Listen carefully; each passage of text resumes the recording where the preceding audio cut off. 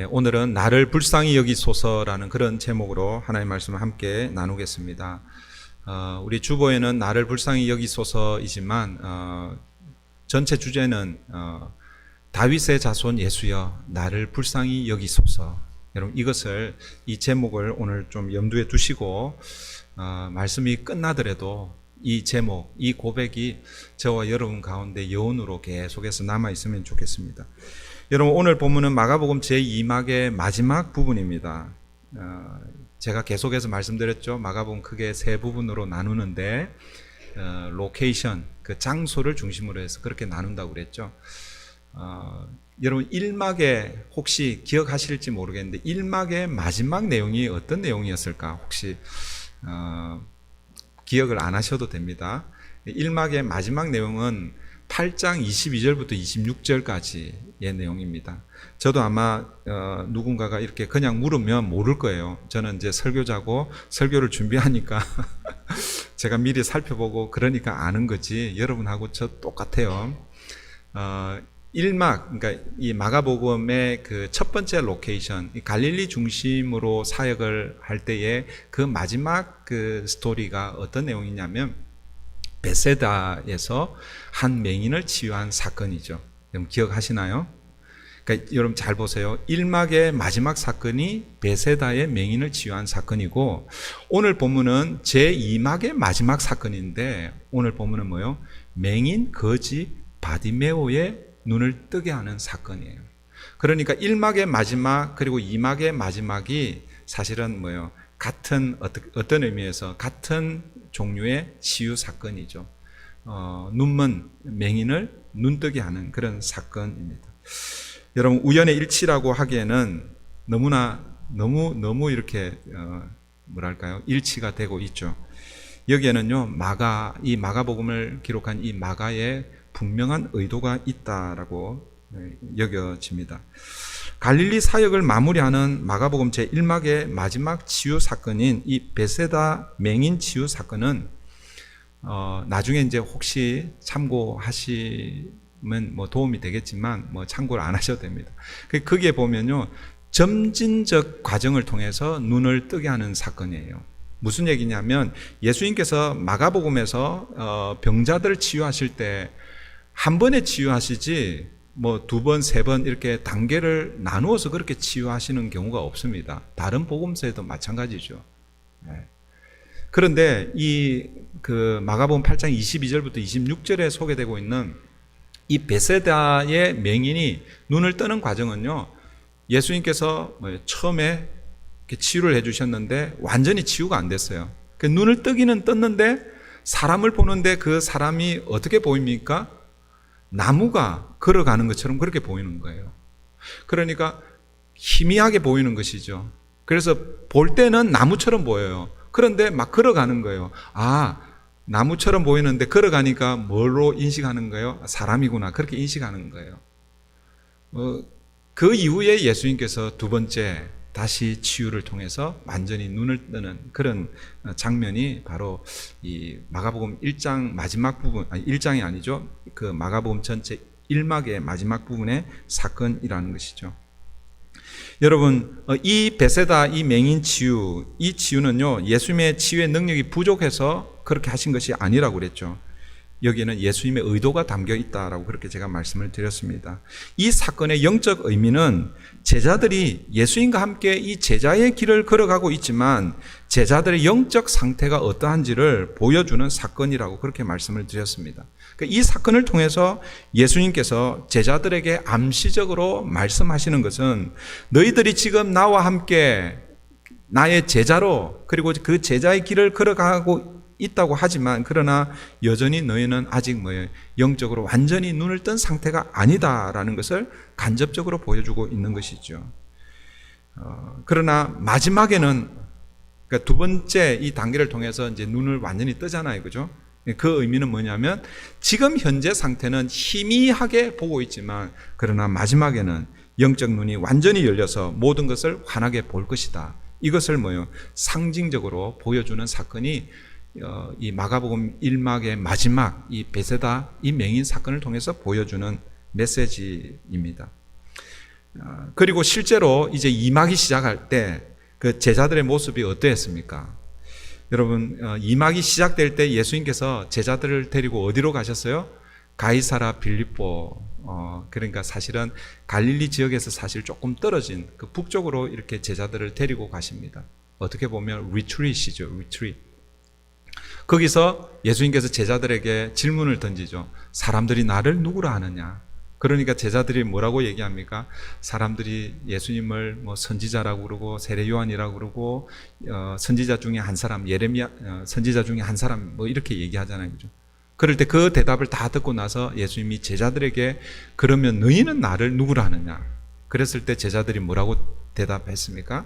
제자들을 대표해서 베드로가 주는 그리스도 신이다. 마태복음에서는 주는 그리스도시요 살아계신 하나님의 아들입니다 라고 이렇게 고백했지만 이 마가복음에서는요 주는 그리스도 신이다 그렇게 고백을 하거든요. 예수님께서 이 고백을 들으시고 이제 비로소 뭐예요? 예수님이 이 땅에 오신 목적을 1차, 2차, 3차 순환 예고를 통해서 예수님께서 드러내시는 것이죠. 그러니까 예수님이 이 땅에 오신 그 자신의 그 계획 혹은 자신의 목적을 계시해 주시는 거예요. 예수님이 왜 그렇게 하셨겠어요? 지금 이 제자들이 이제 나를 메시아로 인식하고 있구나. 이제 눈이 열렸구나. 그런 생각을 하고 하셨기 때문에 이제 더 큰 계시를 열어서 보여주는 거예요. 그런데 여러분, 이 계시가 제자들에게 주어졌을 때에 제자들의 반응이 어땠습니까?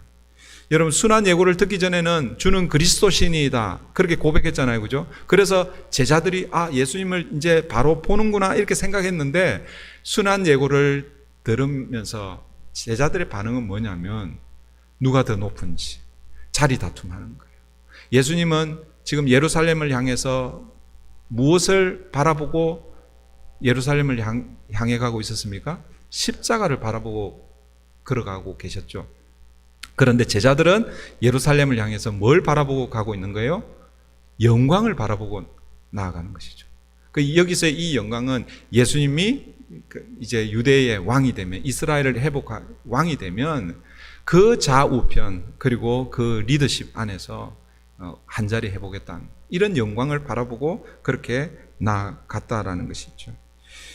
이 말은 제자들의 눈이 아직 완전히 떠여지지 않았다라는 그런 의미입니다. 마치 베세다의 맹인이 아직 완전히 열리지 않은 그런 모습을 간접적으로 우리에게 보여주고 있죠.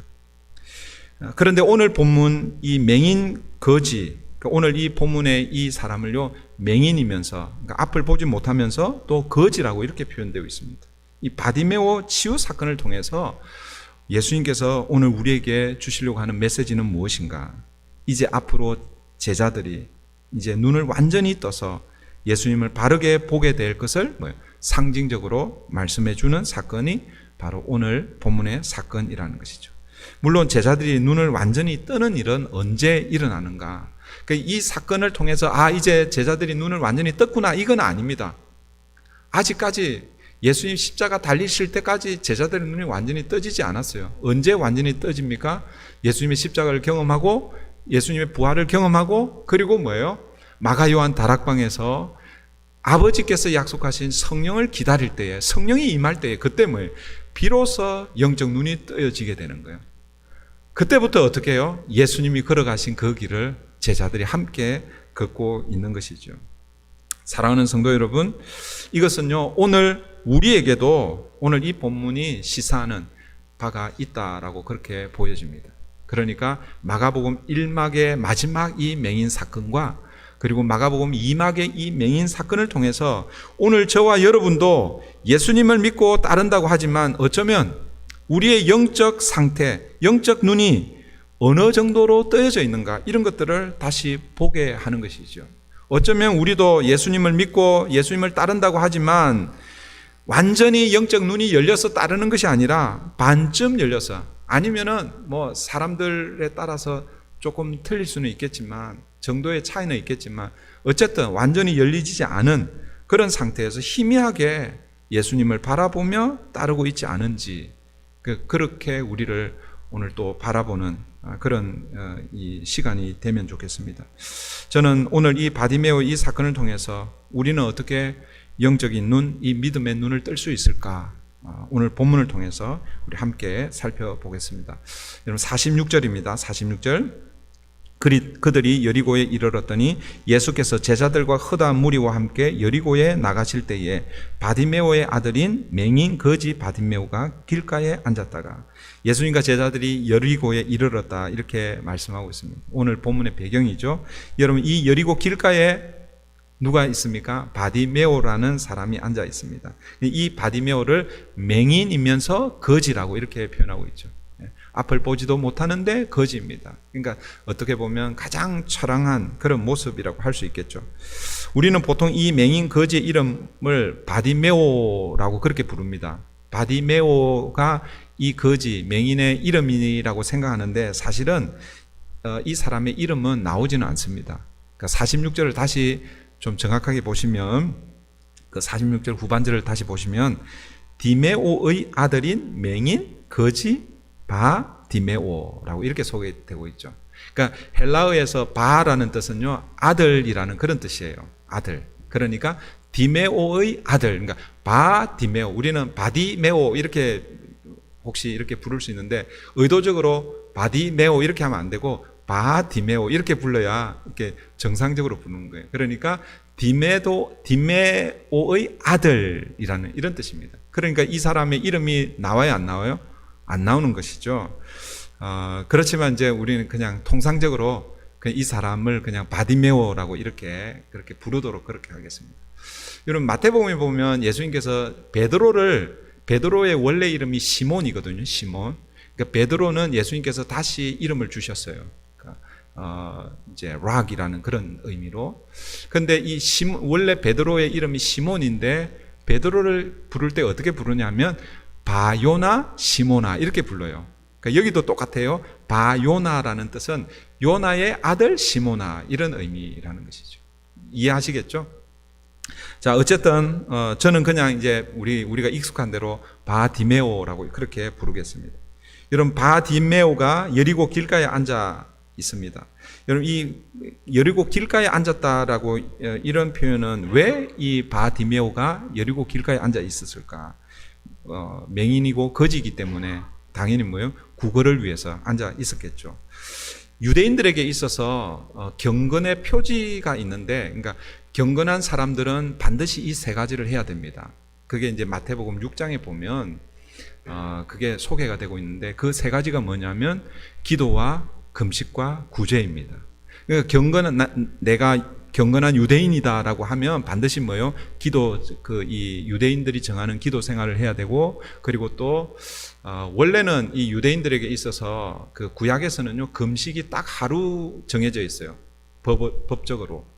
그게 대속죄일입니다. 그날 하루만 금식하면 되는데, 그런데 이게 시간이 흘러가면서 여러 번 금식을 하도록 그렇게 사람들의 마음을 이렇게 좀 이렇게 움직여 가지고 여러 번 금식을 하게 되고, 예수님의 시대에 바리새인들은요 일주일에 2번을 금식을 했습니다. 화요일, 월요일과 목요일인가? 제가 화요일인가 목요일, 하여튼 목요일은 맞아요. 목요일은. 일주일에 2번을 반드시 금식을 했어요. 이 바리새인들은요. 그게 이 경건의 표시였습니다. 그리고 또 하나가 뭐냐면 구제였죠. 구제. 가난한 자들을 돌보는 것. 지금 오늘 본문에서 예수님과 제자들과 그리고 허다한 무리들이 여리고를 지나서 지금 어디로 가고 있습니까? 예루살렘으로 가고 있거든요. 여러분 왜 예루살렘으로 가고 있습니까? 예수님이 예루살렘으로 가는 목적은 분명합니다. 그러나 여러분 다른 사람들은요, 허다한 무리들은요 예수님을 따라서 함께 가는데 사실은 예수님이 가는 그 시기가 언제냐면 유월절 절기를 앞두고 있는 시기입니다. 그러니까 유월절 절기를 지키기 위해서 이제 예루살렘으로 모이고 있는 것이죠. 그러니까 북쪽에서 예루살렘으로 내려올 때는 사마리아를 거치지 않고 이렇게 오는 경우가 많고, 그래서 여리고를 반드시 통과해서 예루살렘으로 가게 됩니다. 그러니까 이 지금 유월절 절기뿐만 아니라 이스라엘의 절기 기간에는요 사람들이 굉장히 많이 통행하는 그 길목이라고 보시면 될 겁니다. 그러니까 여러분 예루살렘으로 간다는 것은 하나님 앞에 제사 예배하기 위해서 순례자의 길을 걷고 있는 사람들이죠. 그러니까 그들에게 뭘 요구하는 거예요? 구걸하는 거죠. 그들은 뭐예요? 구제를 통해서 자기네 경건을 드러내는 것이죠. 그러니까 사실은 어쩌면 오늘 본문에는 맹인, 거지, 바디메오 한 사람만 나오지만 아마 더 많은 거지들 혹은 구걸하는 사람들이 함께 있었을 것입니다. 근데 오늘 본문에 이 사람이 등장하는 것이죠. 바디메오가 오늘 본문에서 예수님을 만나고 있는데 어떻게 예수님을 만나는가? 47절 보십시오. 47절. 나사렛 예수시란 말을 듣고 소리질러 이르되 다윗의 자손 예수여 나를 불쌍히 여기소서 하거늘. 여러분 지금 이제 아까도 제가 설명드린 대로 유월절 절기이기 때문에 수많은 사람들이 이렇게 지나가고 합니다. 그런데 다른 때하고는 뭔가 좀 틀린 거예요. 사람들이 웅성웅성거리고 더 많은 어떤 이 눈은 보이지는 않지만 여러분 이 눈이 안 보이는 사람들은 귀가 굉장히 예민하잖아요. 그죠? 그래서 평소와는 다른 어떤 분위기를 이 바디메오가 읽고 있는 거예요. 그래서 뭔가 하고 이렇게 듣고 있는데 사람들 사이에서 예수, 나사렛 예수라는 소리가 들린다라는 거예요. 그 많은 무리가 지나가면서 그 나사렛 예수를 따라가는 그것을 듣고 그리고 바디메오가 지금 예수님을 향해서 소리질러 그 예수를 부르고 있는 것이죠. 그런데 여러분 예수님을 부르는데 예수님을 어떻게 부르고 있는가? 여러분 어떻게 이 바디메오, 저도 지금 바디메오라고 이렇게 하는 바디메오가 어떻게 예수님을 부르고 있습니까? 다윗의 자손 예수여. 나사렛 예수는 사람들이 지금 하고 있잖아요. 그죠? 사람들이 나사렛 예수라고 하면서 지금 가고 있고 그 소리를 듣고 지금 이 바디메오가 예수님을 부르는데 다윗의 자손 예수여라고 이렇게 부르고 있습니다. 여러분 한번 생각해 보세요. 지금 사람들은 이 예수를 나사렛 예수라고 이렇게 부르고 있는데 그런데 바디메오는 어떻게 부른다고요? 다윗의 자손 예수여. 좀 이상하지 않습니까? 사람들이 나사렛 예수라고 부르면 그 소리를 듣고 이 바디메오도 나사렛 예수라고 이렇게 불러야 되는데 그런데 이 맹인은요 다윗의 자손 예수여라고 그렇게 부르고 있다라는 거예요. 여러분 나사렛 예수와 그리고 다윗의 자손 예수는 어떤 차이가 있을까?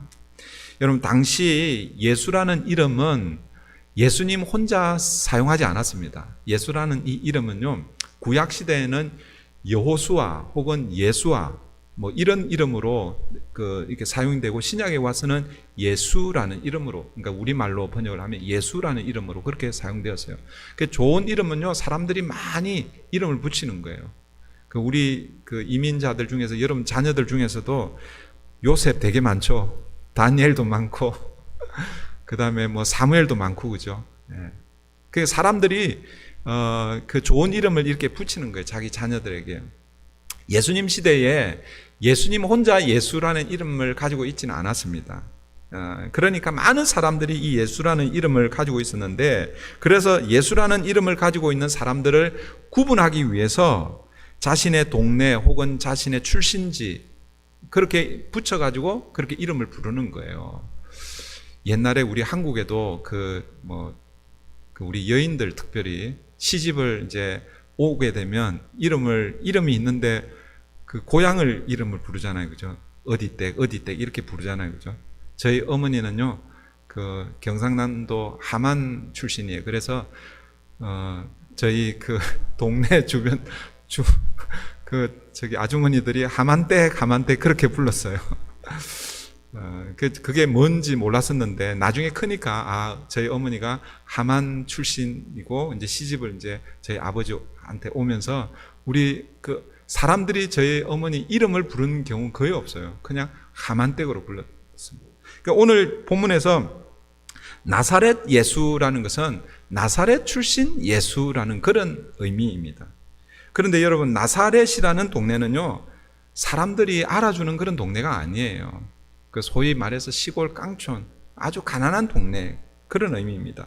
우리가 잘 아는 요한복음 1장을 보시면 거기에 예수님을 먼저 만난 빌립과 그리고 나다나엘, 아마 친구 관계였던 것 같아요. 빌립과 나다나엘이 대화하는 그런 장면이 나와요. 그러니까 이 빌립이 예수님을 먼저 만나고 나서 나다나엘에게 와서 내가 메시아를 만났다. 그런데 그는 나사렛 출신이야. 그렇게 얘기합니다. 그럴 때 이 나다나엘이 뭐라고 반응합니까? 그 빌립에게 이렇게 얘기하지 않습니까? 나사렛에서 무슨 선한 것이 나올 수 있겠느냐?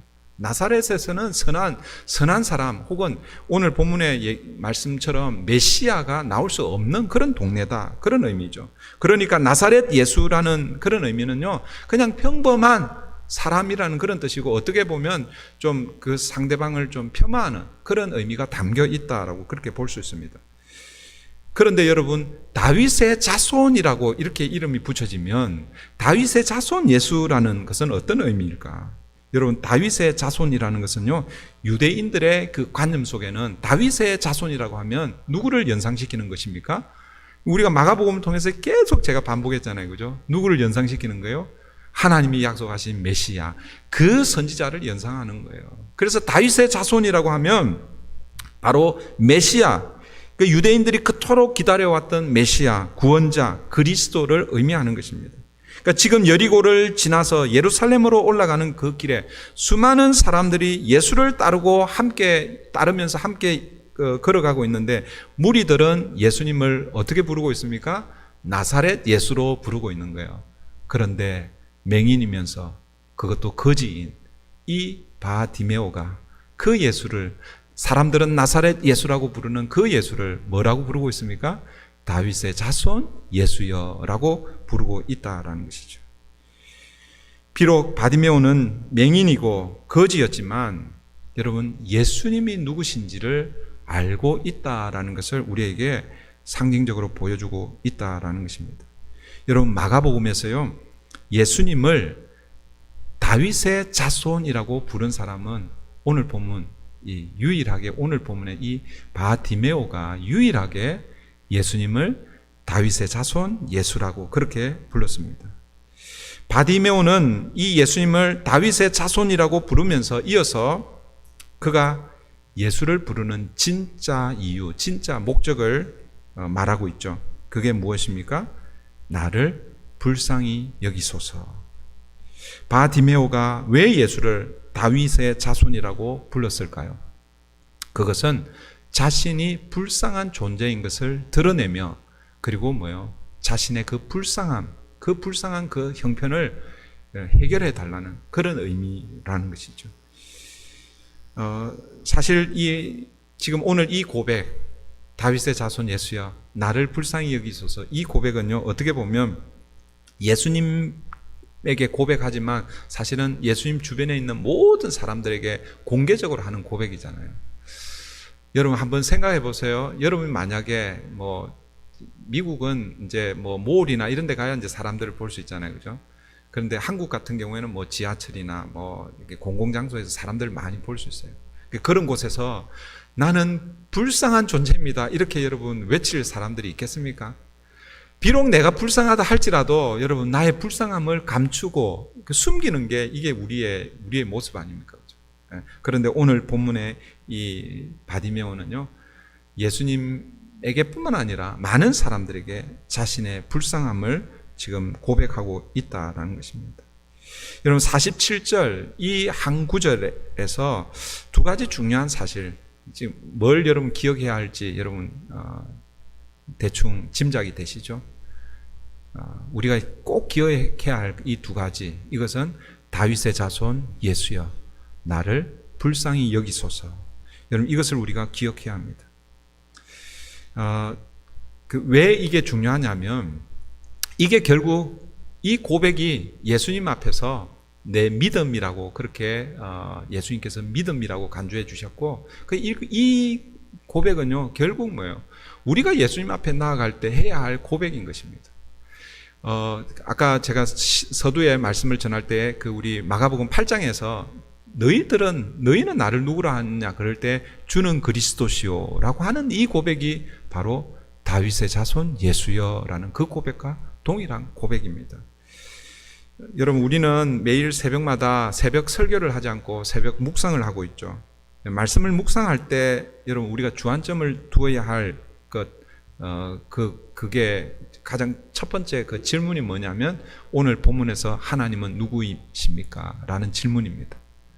하나님이 누구십니까? 라고 하는 이 질문이 왜 이렇게 중요하냐면 하나님이 누구인지를 알아야 내가 누구인지를 알게 된다라는 것이죠. 그러니까 지금 오늘 이 맹인이 다윗의 자손 예수여라고 하는 것은 예수에 대한 분명한 인식을 가지고 있다라는 것이고, 나를 긍휼히 여기소서라는 것은 자신에 대한 또 분명한 인식을 하고 있다라는 그런 의미입니다. 나를 불쌍히 여기소서, 이 말의 의미는 뭐냐면 나는 불쌍한 존재, 미천한 존재, 이걸 다르게 표현하면, 신학적으로 표현하면 나는 죄인입니다. 그러니까 내 힘으로는 어찌할 수 없는 죄인입니다. 그래서 누가 필요한 것입니까? 다윗의 자손 예수, 메시아, 구원자 당신이 필요합니다. 오늘 이 바디메오의 이 고백은요, 바로 그런 고백이라는 것이죠.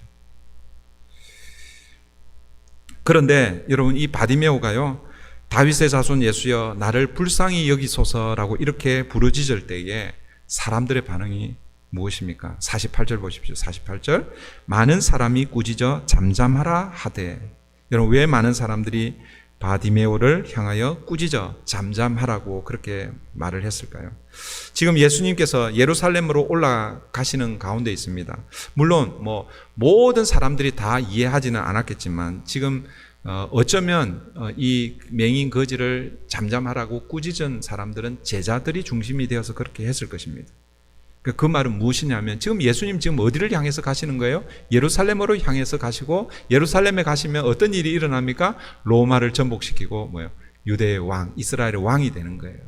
그런 걸 기대하고 가고 있는데, 그런데 여러분, 예수님이 세우시는 이 나라의 맹인, 그것도 거지인 이 바디메오는요, 사실은 어떻게 보면 거추장스러운, 마치 우리 몇 주 전에 살펴보았던 사람들이 어린 아이를 예수님께 데려와서 기도해 달라고 할 때, 축복해 달라고 할 때 제자들이 꾸짖었잖아요. 마치 그렇게 취급하고 있다라는 것입니다. 그래서 아마 조용히 잠잠하고 조용히 하라라고 그렇게 하지 않았을까. 그런데 이 맹인의 반응은 어떻습니까? 더 큰 소리로 부르짖고 있죠. 48절 하반절 보십시오. 그가 더욱 크게 소리질러 이르되 다윗의 자손이여 나를 불쌍히 여기소서 하는지라. 여기서요, 꾸짖다라는 이 단어하고 소리 지르다라는 이 단어가 제가 여러 번 설명드렸는데 헬라어의 그 시제 중에서 미완료 시제라는 게 있습니다. 여러분, 미완료 시제는 계속 한 번 단회적인 사건이 아니라 계속해서 반복해서 일어나는 사건이라고 그러잖아요. 그러니까 지금 그 꾸짖는 것도 한 번 꾸짖는 게 아니라 여러 번 꾸짖고 있는 것이고, 지금 바디메오도 지금 소리를 지르는데 다윗의 자손 예수여 나를 불쌍히 여기소서 이렇게 한 번 지른 게 아니라 계속해서 지금 예수님이 자신을 주목할 때까지 계속해서 지금 부르짖고 있다라는 그런 의미입니다. 그러니까 여러분, 이 다윗의 자손 예수여 나를 불쌍히 여기소서 이 말에는 이 맹인의 간절함이 녹아져 있다라는 것을 우리가 알 수 있습니다. 이때 예수님께서 가던 길을 멈추어 서시면서 그리고 바디메오를 부르고 계십니다. 49절입니다. 예수께서 머물러 서서 그를 부르라 하시니 그들이 그 맹인을 부르며 이르되 안심하고 일어나라 그가 너를 부르신다 하매. 여러분, 우리가 2주 전에 보았던 것 같은데 2주 전에 예수님께서 예루살렘으로 올라가실 때 어떤 모습으로 올라가셨습니까?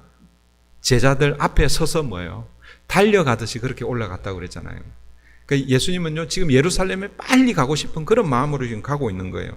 그런데 오늘 본문에서 이 바디메오의 이 외침, 다윗의 자손 예수여 나를 불쌍히 여기소서. 여러분, 이 외침을 들으시고 어쩌면 이 두 번째 구절 나를 불쌍히 여기소서, 이것은요 이스라엘의 아주 그 전통적인 기도입니다. 그리고 이스라엘의 기도일 뿐만 아니라 우리 기독교의 역사의 가장 기본적인, 가장 기초적인 기도입니다. 나를 긍휼히 여기소서. Have mercy on me라는 이 기도. 이 기도에 예수님께서 지금 반응하고 계신 거예요. 이 바디메오의 이 기도가요, 예수님의 발걸음을 멈추고 있습니다. 다시요, 예수님 지금 예루살렘으로 어떻게 가고 계십니까? 제자들 앞에 서서 달려가듯이 가고 있는 거예요. 빨리 예루살렘에 가고 싶은 그런 마음으로 가고 있는데 지금 바디메오의 이 외침 앞에 지금 예수님이 뭐예요? 머물러 서서 예수님의 발걸음을 이 바디메오의 이 기도가 멈추어 세우고 있다라는 것입니다. 그리고 예수님께서 그를 부르십니다. 예수님의 부르심 앞에 바디메오의 반응이 무엇입니까? 50절입니다. 50절. 맹인이 겉옷을 내버리고 뛰어 일어나 예수께 나아오거늘. 바디메오가요, 겉옷을 내버리고 예수님께 나아가려고 하는데 겉옷이 거추장스러워 가지고 그걸 내버렸다라고 이렇게 표현합니다. 여러분, 이 유대인들에게 있어서 이 겉옷은요, 재산의 마지막 보루입니다. 보루.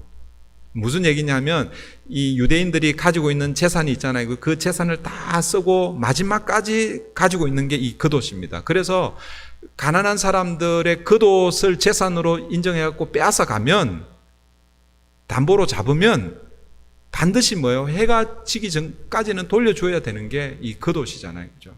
오늘 이 바디메오에게 있어서는 마지막 어떻게 보면 그의 재산이라고 할 수 있습니다. 그리고 이 겉옷을 가지고 어떻게 했겠어요?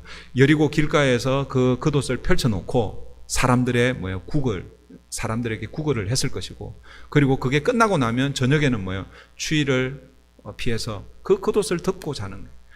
이 바디메오에게 있어서의 이 겉옷은 그의 전부, 생계 수단일 뿐만 아니라 그의 전부라고 할 수 있을 것입니다. 그런데 이 겉옷을 어떻게 하고 있습니까? 내버렸다라는 거예요. 예수님께 나아갈 때 거추장스럽다라고 생각하고 그렇게 버리고 있는 것입니다. 그리고 예수님께 나아갈 때 어떻게 나아가고 있습니까? 뛰어 일어나 예수께 나아오거늘. 여러분, 뛰어 일어나. 여러분, 지금 이 바디메오는 어떤 상태입니까? 맹인입니다. 앞이 안 보입니다. 그러니까 뛰어갈 수 있어요, 없어요? 여러분, 이 맹인들이요, 가장 조심스럽게 이렇게 하잖아요. 여러분 잘 아시잖아요. 시각장애인들이. 함부로 이렇게 막 뛰어가지 않잖아요. 뭐 어디에 걸려서 넘어질지 모르기 때문에. 그런데 지금 이 맹인은요, 주님이 부르시는 그 부르심 앞에 뛰어 일어나서 예수님께 지금 달려가고 있다라는 것이죠. 누구보다도 간절한, 예수님을 만나고 싶어하는 이 간절함이 이 바디메오에게 있다라는 것을 우리가 짐작할 수 있습니다. 사랑하는 성도 여러분, 혹시 오늘 예배의 자리에 나올 때에 뛰어나오는 이 바디메오 같은 이런 마음으로 혹시 나오신 분들 계십니까? 여러분들은 어떤 심정으로 나왔습니까? 마지못해서는 아니겠죠, 그죠? 그 지난 한 주간 여러분의 삶의 자리에서 주님과 동행하는데 그게 너무 부족해. 그래서 오늘 우리 공동체로 함께 예배하는 이 예배의 자리를 사모하고 그렇게 해서 나오신 줄 믿습니다. 네, 그럴 때 은혜가 더 넘칠 줄 믿습니다. 여러분, 그렇게 나오는 이 맹인을 향해서 예수님이 묻습니다. 51절 보세요. 51절. 예수께서 말씀하여 이르시되 내게 무엇을 하여 주기를 원하느냐? 맹인이 이르되 선생님이여 보기를 원하나이다. 여러분, 예수님과 이 맹인의 대화가요 매우 단순하죠. 아주 심플합니다. 예수님이 불렀어요. 그래, 뭘 원하느냐? 그러니까 여러분, 예수님이 이 맹인이 원하는 거 뭔지 몰라서 묻겠습니까? 그리고 여러분, 맹인은 뭘 요구할 것 같아요? 당연히 이 보기를 원한다, 눈뜨기를 원한다. 그렇게 질문하고 대답, 너무나 뻔한 이 대답인데요. 그런데 여러분, 52절, 오늘 본문의 이제 마지막 결론의 말씀인데, 이 52절의 말씀을 보면 맹인이 보기를 원한 것이 무엇인지를 우리가 다시 한번 생각하게 합니다. 여러분, 52절 보십시오. 예수께서 이르시되 가라, 내 믿음이 너를 구원하였느니라 하시니 그가 곧 보게 되어 예수를 길에서 따르니라. 바디메오가요, 왜 예수님께 보기를 원했다라고 이렇게 52절은 말씀하고 있습니까? 다시요, 예수님이 내게 무엇을 해주기를 원하느냐 했을 때 보기를 원합니다. 여러분 같았으면 왜 보기를 원합니까? 여러분, 그동안 너무 눈이 어두워 보이지 않아가지고 볼 게 너무 많은데, 사랑하는 가족도 보고 싶고 또 어디 좋은 풍경 있는 그런 여행도 하고 싶고 그런 마음으로 보기를 원합니다. 그렇게 할 수 있잖아요, 그죠? 그런데 지금 이 바디메오는 무엇을 바라보면서 보기를 원한다라고 하고 있느냐라는 것입니다. 그가 눈이 뜨여졌을 때에 제일 먼저 보고 제일 먼저 하는 게 뭐냐라는 것입니다. 무엇입니까? 길에서 예수를 따르니라. 여러분, 여기서 이 따른다는 이 의미가 어떤 의미인가? 여러분, 이 따르니라 이 말은요, 예수님의 부르심에 반응하는 따름입니다. 이게 무슨 뜻인가? 여러분, 49절을 한번 다시 보십시오. 49절을 보시면 예수께서 머물러 서서 그를 부르라 하시니, 예수님께서 먼저 부르시는 거예요. 그죠? 여기서 이 부르다라는 것은 예수님께서 이 맹인을 단순히 이 앞이 보이지 않는 그 문제를 해결해 주기 위해서 부르신 그런 부름이 아니라는 거예요. 여러분, 이 예수님께서 지금 이 맹인을 부르시는 이 부르심은 어떤 부르심이냐면, 우리가 마가복음 앞에서 쭉 살펴볼 때에 제자들을 부르시는 그 부르심입니다. 그 단어와 동일한 단어로 사용하고 있습니다. 베드로와 안드레를 부르실 때에 부르시니 어떻게 해요? 베드로와 안드레가 그물을 버려두고 따르니라. 오늘 본문의 이 따르니라라는 이 단어와 똑같은 단어입니다. 세베대의 아들 야고보와 요한을 예수님이 부르실 때에 이 세베대의 아들 야고보와 요한이 아버지와 배를 버려두고 예수를 따르니라. 그 따르니라와 동일한 단어라는 것이죠. 세리 레위를 부르실 때도 마찬가지예요. 이 계산하는 그 자리를 두고 뭐요? 예수를 따라갔다. 그러니까 오늘 이 본문 이 마지막에 길에서 그를 따르니라, 이 따른다라는 이 의미는 예수님의 제자로 부르시는 그 부르심에 이 바디메오가 반응하고 있다라는 것입니다. 이제 말씀을 정리하겠습니다. 여러분, 마가복음, 우리가 이제 오늘 본문에서 마가복음 제2막이 어디였어요? 갈릴리에서 예루살렘으로 올라가는 그 여정 길이었잖아요. 그렇죠? 예수님은 이 갈릴리에서 그러니까 이 제2막, 이 마가복음 제2막의 전체 큰 주제가 뭐냐면 제자도입니다. 제자도. 다르게 풀었으면 제자가 무엇인가? 누가 제자가 될 수 있는가? 그리고 제자는 어떤 사람인가? 제자는 무엇을 하는 사람인가? 이 두 가지를 가르치는 것이 사실은 8장, 9장, 10장 전체의 큰 주제입니다. 예수님은 갈릴리에서 예루살렘으로 올라가는 그 길에서 제자도가 무엇인지를 지금 직접 제자들에게 가르치고 계시는 것이죠. 그러니까 오늘 본문 사건은 어떻게 보면 8장, 9장, 10장 전체의 마지막 결론으로 주어지는 말씀이라고 할 수 있습니다. 그러니까 누가 제자가 될 수 있는가? 그리고 제자는 어떻게 살아야 하는가? 여러분, 누가 제자가 될 수 있습니까? 오늘 이 바디메오가 하는 이 고백, 바디메오가 하는 이 고백을 하는 자가 주님의 제자라는 것입니다. 예수님께서 이 바디메오의 이 고백을 무엇이라고 평가했어요? 믿음이라고 그랬잖아요. 믿음. 그러니까 오늘 저와 여러분이 예수님의 제자가 된다는 것, 혹은 예수님을 믿는다는 것, 예수님을 믿고 따른다는 것은 예수님을 믿는다는 그런 의미죠. 예수님을 믿어야 뭐요? 예수님의 제자가 되고 예수님을 따르게 되는 것이죠. 근데 오늘 본문에서 여러분, 이 바디메오의 이 고백을 예수님은 믿음이라고 그렇게 소개하고 있습니다. 바디메오의 믿음은 어떤 믿음인가? 바디메오는요, 나사렛 예수라는 그 말을 듣고 그분을 향해서 다윗의 자손 예수야, 나를 불쌍히 여기소서라고 그렇게 고백하고 있습니다. 이것이 바디메오의 믿음입니다. 여러분, 아까 제가 이미 다 설명을 드렸지만 다시 정리하는 의미에서 다윗의 자손 예수라는 이 고백은 예수님이 누구신지 고백하는 예수님에 대한 고백입니다. 다윗의 자손 예수여, 이것은 즉 베드로가 주는 그리스도시니다 하고 했던 그 고백과 같은 고백이죠. 당신은 메시아입니다. 구원자입니다. 그리고 나를 불쌍히 여기소서, 이 고백은 어떤 의미겠습니까? 나는 불쌍한 존재입니다. 이걸 다르게 표현하면 나는 죄인입니다. 그래서 당신의 긍휼이 필요합니다. 이것이 바디메오의 고백이고, 이것이 뭐예요? 믿음의 고백이라는 것입니다. 여러분, 이 고백을 하는 자가 예수님의 제자가 될 수 있다라는 것입니다. 오늘 저와 여러분에게 이 고백이 있습니까? 주는 그리스도시요 살아계신 하나님의 아들이십니다.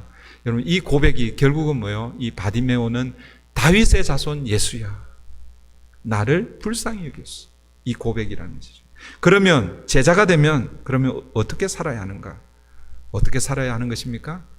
보기를 원한다고 했는데 그 보기를 원하고 나서 자기가 원하는 삶을 사는 것이 아니라 누구를 바라보고 있습니까? 예수를 바라보고 있는 거지. 그리고 뭐예요? 길에서 예수를 따르는 거예요. 여러분, 이 길에서라는 이 단어가 저와 여러분에게 주는 의미가 무엇이겠어요? 이 길이라는 것은 우리의 인생 여정을 말씀하고 있는 것이죠. 예수를 믿고 하나님의 자녀가 되고 예수님의 제자가 되었다면 우리 인생 여정 길에서 누구를 바라보고 따라가야 되는가? 예수를 따라가는 것. 이것이 뭐예요? 제자의 삶이라는 것입니다. 사랑하는 성도 여러분, 이 바디메오의 이 고백이 저와 여러분의 고백 되기를 바랍니다. 바디메오가 길에서 예수님을 따라간 것처럼 우리의 인생 여정에서 예수님만 바라보고 예수님만 따르는, 그래서 예수의 제자로 사는 저와 여러분 되기를 바랍니다. 기도하겠습니다.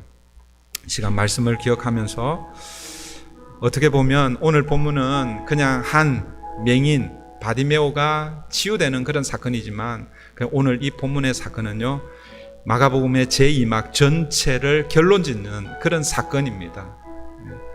우리는 영적 눈이 희미해서 예수님을 바라보면서 따른다고 하지만 그러나 아직 제대로 예수님을 따르지 않고 있습니다. 그런데 오늘 이 사건을 통해서 이제 너희들의 눈이 완전히 뜨게 될 것이다. 그때에는 이 바디메오가 나를 길에서 따른 것처럼 너희도 따라갈 것이다, 따를 것이다 라고 그렇게 우리가 미리 보여주는 사건입니다. 그런데 여러분, 예수님을 따르기 전에 먼저 고백이 있어야 됩니다. 믿음의 고백이 있어야 됩니다. 그 믿음의 고백이 무엇입니까? 예수를 향한 다윗의 자손 예수여, 주는 그리스도이십니다. 주는 메시아이십니다. 주는 구원자이십니다. 나를 긍휼히 여겨주십시오. 나를 불쌍히 여겨주십시오. 나는 죄인입니다. 당신이 필요합니다. 그 고백이 있을 때에 주의 은혜를 경험하는 줄 믿습니다. 이 시간 우리가 함께 고백합시다. 내가 지금까지 예수를 믿고 예수님을 따른다고 하지만 여전히 하나님, 나의 영적 눈이 반쯤 열린 상태에서 주님을 따르고 있습니다. 주님, 내게 은혜를 베풀어 주시옵소서. 긍휼을 베풀어 주시옵소서. 나의 영적 눈이 완전히 열려서 주를 바라보고 우리 인생 여정길에서 주님만 따르는 주님의 제자 되게 해주시옵소서. 이 시간 우리 함께 기도하십시다. 하나님, 오늘도 하나님의 말씀을 통해서 우리가 어떤 존재인지를 다시 한번 확인합니다. 제자들이 열심히 예수님을 따른다고 하였지만 그러나 아직 여전히 영적 눈이 완전히 열려지지 않은 상태에서 예수님을 따르고 있습니다. 그런데 오늘 이 바디메오 이 사건을 통해서 지금은 불확실하지만, 지금은 희미하지만, 그러나 너희들이 부활을 경험하고 아버지의 약속하신 성령을 경험한 이후에는 영적 눈이 완전히 떠여져서 내가 걸어갔던 그 길을 너희들이 걸어갈 것이다 라고 예시적으로, 예언적으로 보여준 사건이 바로 오늘 이 바디메오 사건인 줄 믿습니다. 오늘 우리도 바디메오가 주님을 향해 고백했던 다윗의 자손 예수여, 나를 불쌍히 여기소서, 이 믿음의 고백을 우리도 하게 하여 주시고, 그리고 그 믿음의 고백 이후에 예수님의 제자로 주님이 걸어가신 그 길, 우리 인생 믿음의 여정에서 주님만 바라보며 주님의 제자로 이 땅을 사는 우리 모든 성도님들 되게 도와주시옵소서. 그 길을 걸을 때 비록 울퉁불퉁한 하나님 어려운 그 협착한 그런 길을 만난다 할지라도, 깊은 계곡을 만난다 할지라도 포기하지 않고 주님을 바라보며 나아가는 우리 모든 성도님 되기를 간절히 원하옵고 예수님의 이름으로 기도하옵나이다. 아멘.